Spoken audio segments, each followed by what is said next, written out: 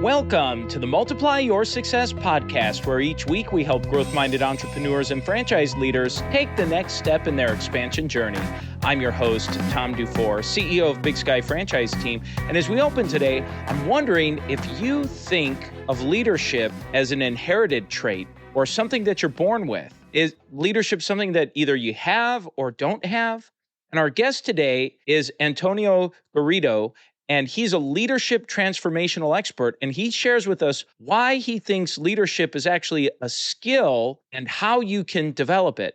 Antonio is the author of My Daily Leadership, Powerful Roadmap for Leadership Success, and the founder and president of My Daily Leadership, which is a leadership development organization with a mission to inspire 1 million of the world's best leaders to reach their full potential. Antonio has over 25 years in senior leadership positions with world-class businesses. He's a serial entrepreneur, successful business coach, speaker, and has led numerous companies, including a Fortune 100 organization.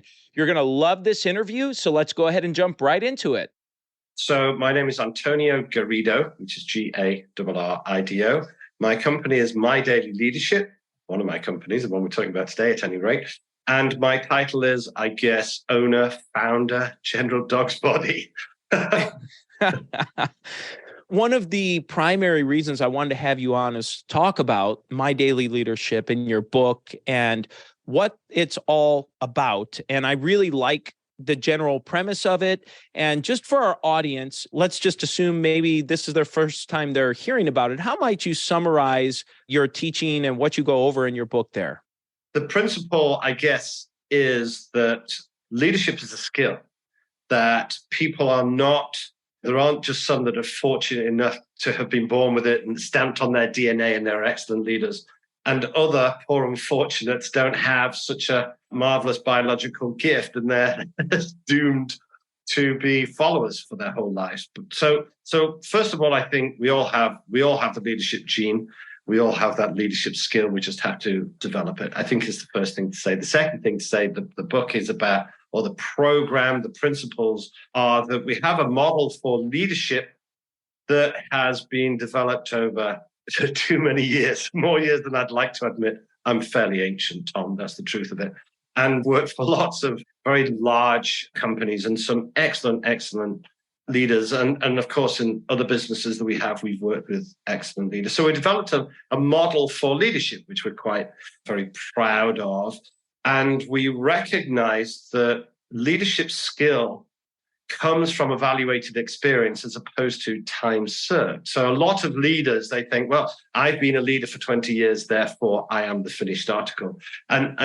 But when we dig below the surface, what we actually find is that somebody's been a leader for 20 years. Really what they've done is they learned for the first 2 years and then they just rinse and repeated for 10 years on the trot. So leadership is a vocation as much as anything else, but we're all on this journey of development and trying to maximize our potential. And wisdom comes from evaluated experience, as I said, not time served. There is a model that we have for leadership. And largely, a lot of people think that if I have the right kind of IQ, intelligence, and technical skill, I will be a successful leader. But I think we all know now that EQ is a lot more to do with it. So we started putting these things together, linked around self-awareness more than anything else. And so we put the program together to help leaders develop their self-awareness, develop themselves and their people and their business and their job. If I could sum, Tom, that you could go to any Barnes and Noble or any bookshop, whatever, you'd find miles upon miles upon miles, shelf upon shelf of what leadership's about. And I guess for us, more than anything, it's about future-proofing yourself, your people, and your business, trying to make sure that, to use Marshall Goldsmith's language, what got you here won't necessarily get you there, and it's to prepare you to get there, if that makes sense. It's interesting as you described the leader that maybe was trained for a couple of years and was attuned to what they were doing. And then all of a sudden they think, okay, well, I've learned and now I'm ready to, as you described, rinse and repeat. And I just do that same thing for the next 10 years or maybe the next 30 or 40 years of their whole career and retire and think that they were a quality leader. You really talk about this idea of leadership journaling. And really what you're talking about is, at least as I'm thinking and processing it, idea of reflection and application and thinking about what's happened and processed. So talk about how this intertwines with your leadership journaling idea. So I think, to illustrate a little quick story to illustrate. So just before COVID happened, so I was a very early adopter. I caught COVID at the Super Bowl final just before it kind of hit the world, right? I did a talk to, let's say 300 or 400 leaders were in the audience. And I asked them, I said, okay, ladies and gentlemen, who here doesn't have any leadership blind spots? By a show of hands. So please put your hand in the air if you have no leadership blind spots. And thank goodness, Tom, nobody put their hands in the air. So that's already quite a self-aware bunch, right? Because you'd be amazed at how many think they're the finished article. So fortunately, nobody put their hands in the air, which means that at least they all had the wherewithal to recognize that they probably did have some leadership blind spots. Terrific, said I. If you could just take a second now and write down what they are. Well, now that's where the problems start, because everybody recognizes they probably have some blind spots, but they don't know what they are, because if they knew what they were, then QED, they wouldn't be blind spots, right? So we all have blind spots, all of us. And how do we eke them out? How do we discover what they are? How do we find out what they are? Well, it's tricky. Because, it's first of all, it's hard to tell somebody they have an ugly baby. I don't know anybody that's a leader where somebody's knocked on the door and said, hey, Tom, have you got 5 minutes? And you say, yeah. And they go, I just think the last 6 months, you've just been very dreadful, right? I think you haven't done a good job here. You haven't done a good job there. And so kind of like nobody tells you this kind of stuff. I'll never forget George Bush Sr., the president. He'd left the White House. He was no longer president, and he was just finishing off a pro-am golf game, and he just walked off the 18th green, and somebody shoved a camera in his face and said, how was the golf, Mr. President? And in a moment of lucid thought, he took a second and he went, it's amazing how many games of golf I've lost since leaving the White House, right? Because whilst ever he was the president, everybody let him win. He's now no longer the president, and suddenly his game's gone off a cliff. But so we have this thing about, look, we have to grow our self-awareness. We have to figure out where our strengths and weaknesses lie. We talk in our program, of course, and in the book and in our business, that really you need to take some kind of benchmarking self-assessment, a self-awareness assessment to figure out exactly where you are. For most people, they're not nearly as gorgeous and delicious as perhaps they've been led to believe by their people or their pay packet, and think, gosh, I'm all that, but maybe you're not. And we're all on this journey. So the principle that daily reflective practice, where you say to yourself, I had a chairman who said to me once, I'd just been made kind of CEO. In truth, Tom, I probably wasn't quite ready for it. It was a very large organization. You'd call it like a top 60, Fortune 60 company, like top 60 PLC, very, very large organization. There was obviously some kind of mix up in HR, and I got the gig, right? So, and I was talking to the chairman of the group not too long after that. He said, hey, I met you in the canteen, and he said, did a couple of questions for you. So I said, yeah. He said, did you do your best today, and did you earn your money today? Well, I thought, he always asks some incredibly insightful questions. So I said, well, yeah, I do think I've earned my money today. And here's why. And I did this and this. I came in early and started kind of big whole list of the things that I had achieved or accomplished, or at least attempted to do so. I went to this meeting, I made this contribution. So definitely, I think I earned my money today. He said, great, that's the right answer. He said, if you ever find yourself 3 days on the trot thinking I'm not earning my money, he said, come and see me, I'll give you something to do. So that did you earn your money today is a question. It is actually a reflective question where you say, did I earn my money today? And you think about, what did you do? This was a million years ago when I first started thinking about the processes that we started to put into play. The second question where I said, did you do your best today? I said, well, yeah, I did my best today because I did this and this and this and this. He said, well, I said, best is a tricky bar.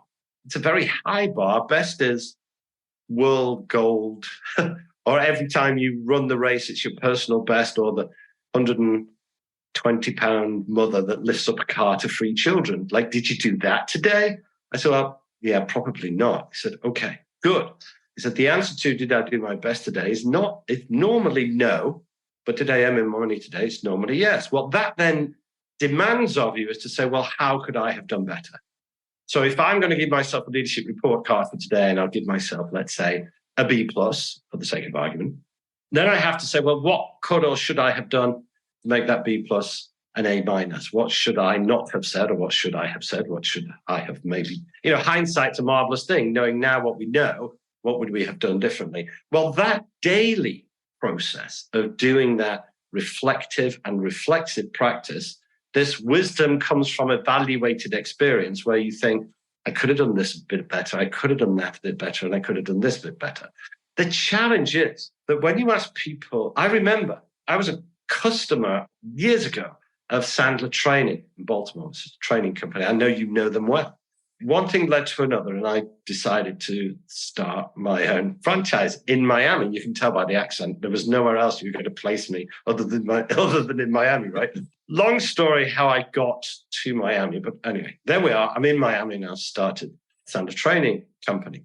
And the CEO on my first day asked me, hey, Antonio, do you journal? And I said, no, because I didn't at the time, right? But this was many, many years ago. I said, no. And he said, oh, a very quizzical look on his face. He said, well, why? And I said, well, probably because I'm not a 16-year-old Victorian schoolgirl. I mean, I can't imagine who else might journal, right? So he said, okay, well, why don't you do me a favor and find the most successful people that you can find in any walk of, business, entertainment, sports, anything, right? Captain of a ship, pilot of an airplane, whatever, anybody you can find, what you consider hugely successful, and go find 10 of them. Let me know how many of them journal. Well, I got to 8, and where the answer from 8 was, yes, of course, doesn't everybody? I was thinking, maybe, right? Because anyone you can think of, if you just Google now, well, there are other search engines available. If you just search, first of all, maybe the benefits of journaling. Well, there's billions of things, or famous people in history who have journaled. I mean, it's a huge list, right? And you've got to think there has to be a correlation. But then when you ask people, I mean, I'm going to ask you now, Tom, and put you on the spot and probably embarrass you. Do you journal? Off and on. That's my biggest struggle, is the consistency of doing it.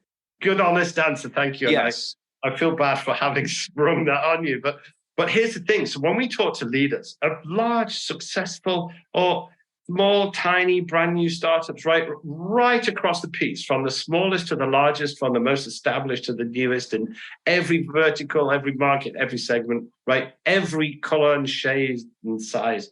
Do you journal? Those that do, and they go, yeah, I've been doing it for 30 years. Why would I do anything other than, right? Or it's a polarizing question. Or they kind of say, well, I would, but I can't get into the habit like you a little. I haven't made that habitual practice yet. And some others say, well, I would, but I don't know what to write and when to write and how much to write. And if I knew what to think about, if I knew how to do it, then, it's more likely that I might do it. And again, another reason for the book, which was like, okay, well, let's help leaders of any size that want to improve, that want to develop themselves, the people in their business.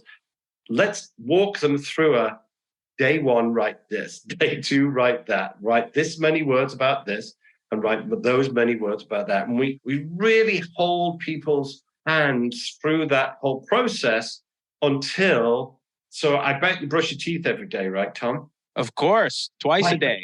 So there are some things that are habitual, and Tom just wouldn't be able to function properly. You wouldn't be able to go to bed if you hadn't brushed your teeth properly, right? So there are things that you do, and what you don't do is you don't wait until you don't brush your teeth at all the week, but then on Sunday you have at them for like 2 hours till your gums bleed. It's this little, often 1% every day, but every day, and this consistency compounds, right? And so when we give people the very clear program, what to write, when to write, why to write, and exactly what the formula looks like, they can start to see the development. And it's not a heavy load.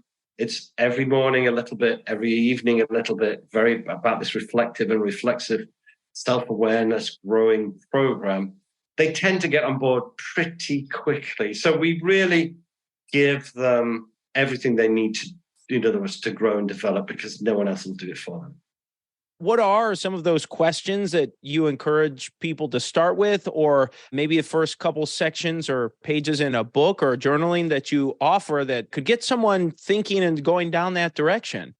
In the book, My Daily Leadership, right, we give a template of the first kind of 30 days on our website, www.mydailyleadership.com. We give other templates that you can just download for free and start to have a go. But there are some, if you like, consistent threads that continue throughout, from the most basic right through to the most experienced and advanced, and we cover everything in between, but not least this principle of self-reflection. What would my leadership report card look today? That's a very kind of common thread. We position it kind of differently, but wherever you are on the rung, and even if you're not at leadership yet, at that leadership level yet, this principle of how, if I had my chance to replay the day, how would I have done things differently? That is an amazingly powerful tool that I've had our clients reach out to us specifically about that, just that one particular question, and how it's made huge differences to, once you start asking yourself that question every day, and your subconscious latches onto it to say, this is something that, guys, that we're going to have to report on a little bit later, right? It's like, when, I don't know what car you drive, Tom, but the day that you bought that car, right, as you were driving home, what did you see? A million of those cars that hitherto you hadn't seen. And it's not that suddenly they're on the road where yesterday there were none, right? What happened is now your subconscious is alive to that car, and it's that brand and that car is now on your subconscious radar, if you like, and suddenly you see them all over the place where you've driven past them before, but you hadn't paid any attention to them. And that principle of, hey, Mr. or Mrs. or Miss Subconscious, right? There's some things that we're going to have to think about every day, so let's store them away. So what will happen pretty soon, and just with this one specific question is, what could I have done better or different, or what shouldn't I have done, right? That particular question. What happens is you'll have an interaction with somebody, you'll send an email to somebody, and then we get it all the time. Someone will email us and say, I sent this email to somebody. I instantly wished I could have brought it back, but couldn't. So then had to call them and talked about it. And thanks very much. And these great things happened just because they thought, oh, well, this will save me time later, not living with regret for something I could have, should have, would have done, and just do it now type of thing. So what it does is it helps build your hindsight, right? Because hindsight leads to insight, which leads to foresight, which leads to resight, okay? So it builds your hindsight muscle so that you can actually get a bit more insight and think, I could do it like that, but that's probably a lazy way. Let me do it a little bit more intentionally and do it like this. So that's one of the questions, which is, what could and should I have done? That's a question that we always ask ourselves. Another question that we're constantly asking our leaders is, we break leadership down into a whole bunch of sections, but 5 main sections really, which is people development. So the best leaders are really good at developing people. Company development. So instead of just saying, I am a leader, we start to say, well, what could I do to develop my people better? What could I do to develop my company better? What could I have done to develop myself better? Other leaders and strategy development. What could we do better on strategies? So it's not just what could I have done better today? It's then we get into what could I have done better in these particular 5 areas, right? And so that helps develop, gives a bit more focus to things. This is a great overview, and I love the resources you have available for someone to get started and make it easy for them to get a quick download, go to your website, review it, and just start. I think as I listen to you share this, and even in my own inconsistencies, I'll be on I do a really nice job for a few weeks, and then it's a few months off, and then I'm back on. It's almost like working out a little bit. So I think about that, and the resources you have provide a nice framework just to jump in, just go, just start, just get going on it. And, a plan gets late one day at a time, and, plan. But, if there's anything worth being intentional about, I think it's the development of you and your people and your business. If you're a leader, let's be intentional about that. Intentionality is so powerful. And then let's just say, you know what? If you have a business plan, and I'm sure that everybody that's a fan of your podcast, they must have, right? So they'll have a business plan, and they'll pay attention to a business plan every day. They'll review the numbers every day. They'll think about the KPIs every day, the goals every day, certainly every month, and then quarterly, and much more, formally, often. Well, just have a plan for you, right? And your leadership, have a leadership development plan and work that plan. And in the same way that your business plan gets delayed one day at a time, so does your leadership plan get delayed one day at a time. So just be as intentional about. Another super quick story. So I had another leader that said to me, "Hey, listen, I love this. Yeah, okay, this is great. Yeah, no, I should do this. Yeah. How can you help me with this?" I said, "Well, in what way? What does help mean in your particular? What does that mean?" And he said, "Well, how can you hold me accountable to it?" I said, "Do you have any children?" He said, "Yeah, I've got like 3 kids," and then gave me the data. So, okay, well, do you remember when the first one was born? Did you ever change its nappy or its diaper? Did you ever feed it? Did you ever look after it? Did you ever dress it? Yeah. Oh, okay, great. So who held you accountable to feeding your children? And he went, "Well, nobody held me accountable to feeding my children." I said, "Well, then why did you do it?" He said, "Well, because it's just something you've got to do." I said, "Well, when you become a leader, it's just something you've got to do. You've got to develop yourself, right? You've got to future-proof you and your people and your business, because your job, what's a leader's job? A leader's job is to make decisions. Will every decision be the best decision on the planet? No. Like, if you ever read Bill Clinton's book, I can't remember what it was called. It's a pretty good book. He's quite thick, but he was quite a good orator, Bill Clinton. I quite like the cut of his jib. And he said that whilst ever he was the president, so can't be my way. That must be Frank Sinatra. But anyway, so he said, whilst ever I was the president of the United States, probably, quote unquote, leader of the free world, of making some of the most difficult decisions on the planet, maybe about Palestinians and the Israelis on the West Bank, maybe about Northern Ireland, maybe about terrorism, maybe about the economy, right? Tricky questions. And he said that the best I could ever do was 7 out of 10. Right? 7 out of 10 decisions. And I hope that those 7 outweighed those 3. Well, leadership's the same. Your job is to make good decisions, right? Is every decision the one that you're going to make perfect? No, it's absolutely not. And unless we figure out why and how it could have been better, and what skills and abilities do I need to develop, where do I need to raise my self-awareness and my EQ, where are my self-limiting beliefs and blind spots holding me back, what kind of plans and actions aren't as good as they should be. If you don't do it, who's going to do it for you? I just don't know who, right? So got to do it. You got to do it. Well, Antonio, this is a great time in the show for us to make a transition where we ask every guest the same 4 questions before they go. And the first question is, have you had a miss or 2 in your career and something you learned from it? Oh, I've had masses of misses. One of the ones I think I taught, not in this book, and I've written other books, but in I think my second book, I worked for an organization. When I took over as sales and marketing director, the company was about 40% behind in its sales targets. Scroll on 6 months and we're now 40% ahead. And it was time for my review.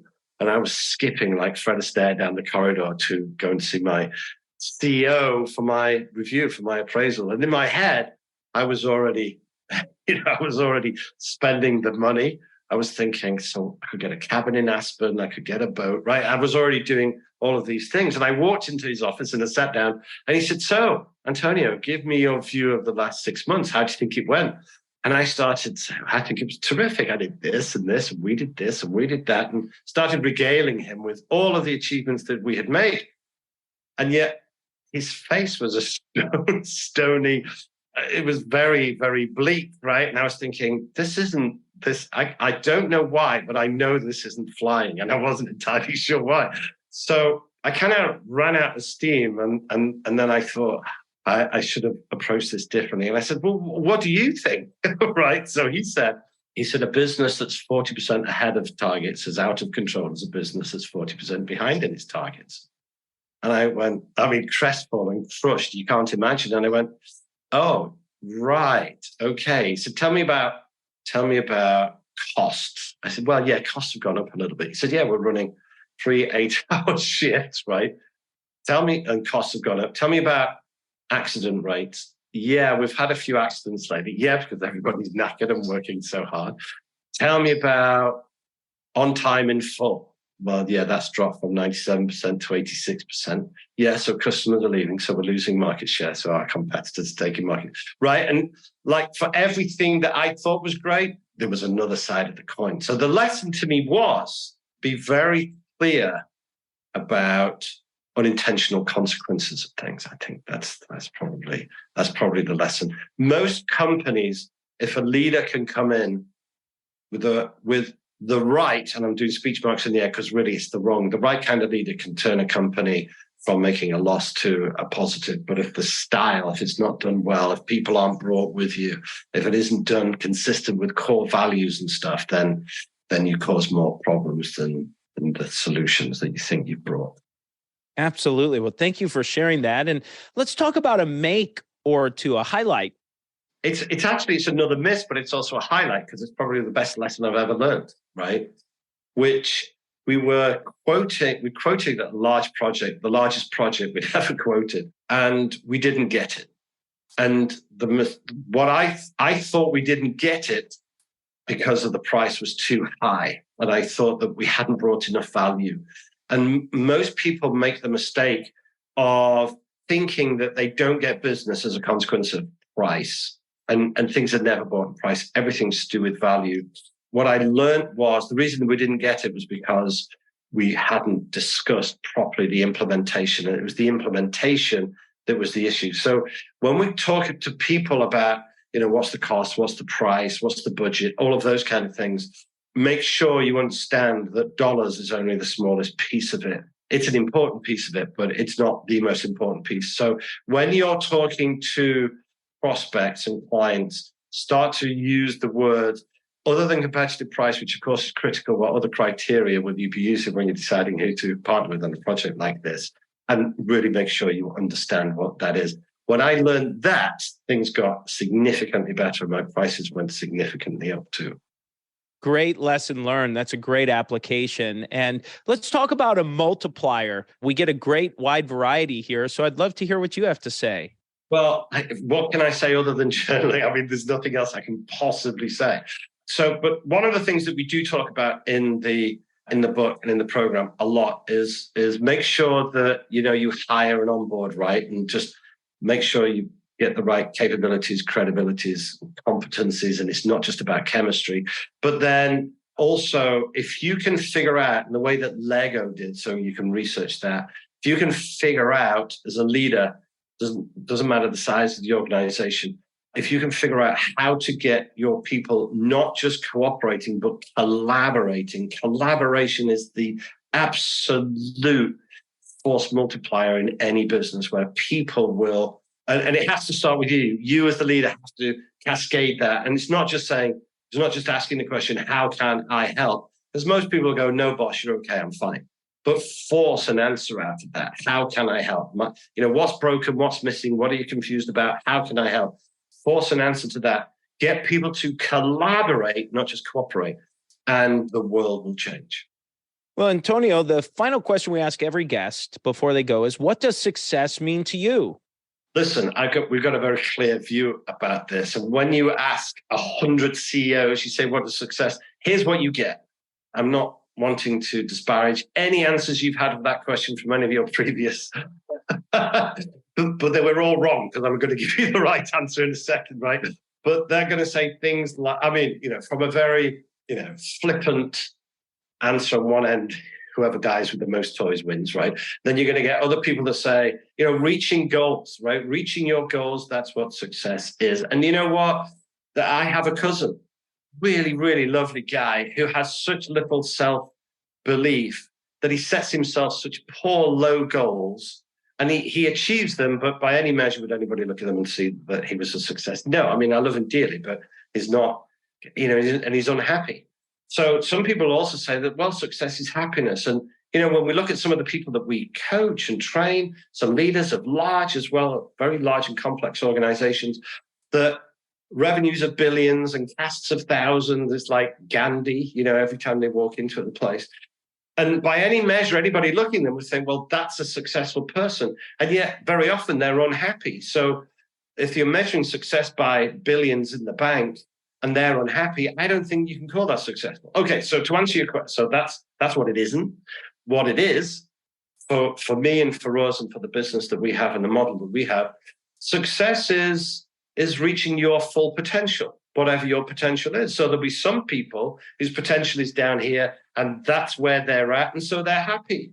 And then there'll be other people, these billionaires, who their potential is here, they're only here, and that delta, that gap between where they are and where they think they should be, that delta, that unfulfilled, unrealized potential means that they don't feel successful. So as a leader, it's our job to maximize our potential, the people that report to us, people in the organization, and the business's potential. So that's why we have this leadership development model that talks about maximizing potential. So for me, success is anybody that has or is on the path, is on a clear path to maximizing their potential, then they are successful.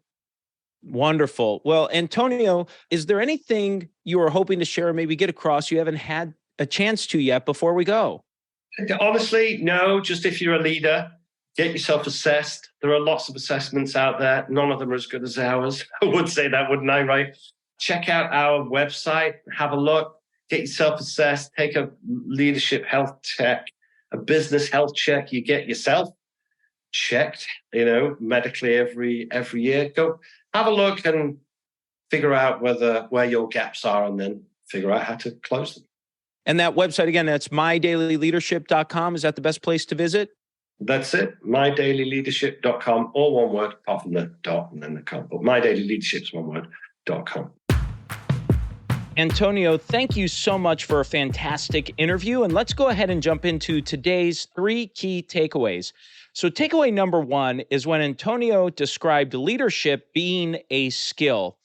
And he said, just because someone happens to be a leader for 20 years, that doesn't mean that they're a good leader. He described leadership as being a vocation, and people need to grow in that vocation.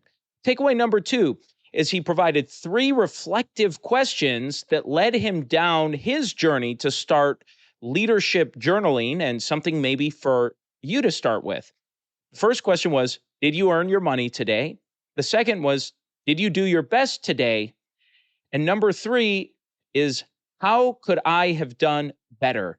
Those are 3 great starting questions to begin your reflective journaling process. And takeaway number 3 is that he and his organization describe leadership as having 5 sections to ask questions. What can I do today to help 1, people develop, 2, the company develop, yourself develop as number 3, number 4, other leaders develop, and number 5, develop strategy. And now it's time for today's win-win. So today's win-win is when Antonio talked about his multiplier being journaling, which came as no surprise because he's a huge proponent of leadership journaling. And he said why journaling is so important is because he asked the question is, how do you hold yourself accountable as a leader? And journaling allows you to hold yourself accountable. And you asked the question, if I had a chance to replay today, what would I have done differently? And he said, by asking that question and many others, it helps develop your hindsight, which leads to insight, which leads to foresight, which leads to recite. And so I thought that was a great takeaway and a great win-win for today. And so that's the episode today, folks. Please make sure you subscribe to the podcast and give us a review. And remember, if you or anyone you know might be ready to franchise your business or take your franchise company to the next level, please connect with us at bigskyfranchiseteam.com. Thanks for tuning in, and we look forward to having you back next week.